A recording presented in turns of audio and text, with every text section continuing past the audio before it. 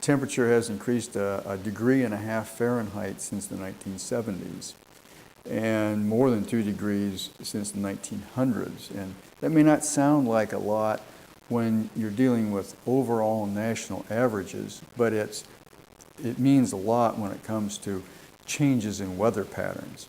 And then the correlation with the high concentration of carbon dioxide in the air. We're at 385 parts per million. We haven't been that high as an Earth since about 800,000 years ago.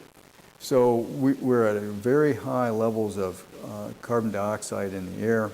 That's correlated very strongly with increases in temperature. A vast number of scientists have validated those correlations in one form or another. We don't really argue with people about climate change as a political issue or a moral issue or a religious issue or whatever. It's the science says, the best science we can get our hands on says that the temperature is going up. The places that are wet are getting wetter. The places that are dry are getting drier. That's starting to show up now especially in the last 30 years, whether it be fire or insects or disease, or be they native diseases or introduced diseases, whether it just be drought. Any number of sources of stress can impact a tree or a forest of trees.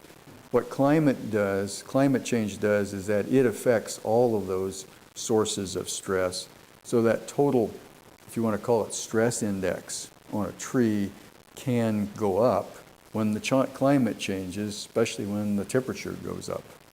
If we can keep healthy forests and they continue to grab carbon from the air, sequester it, we call it, we can actually do something about the problem of a changing climate and contribute something to slowing down the rate of climate change by pulling some of that carbon dioxide that's causing the problem and putting it in the form of more trees.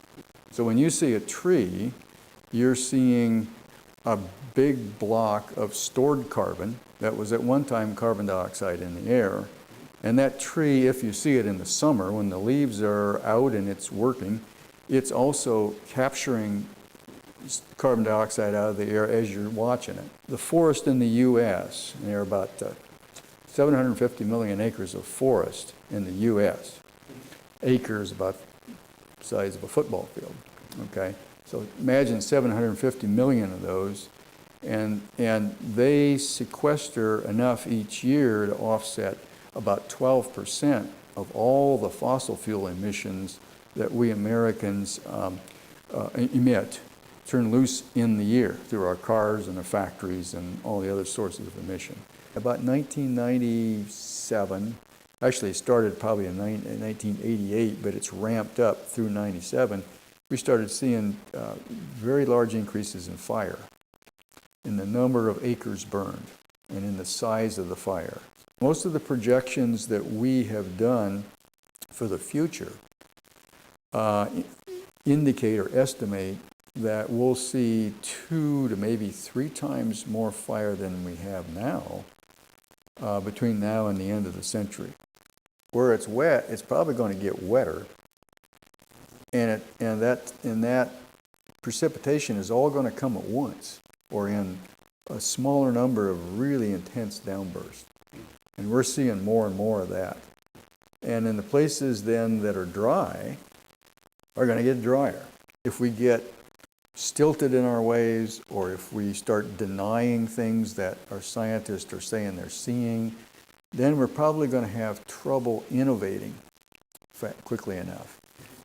It's really all about kind of innovating your way forward.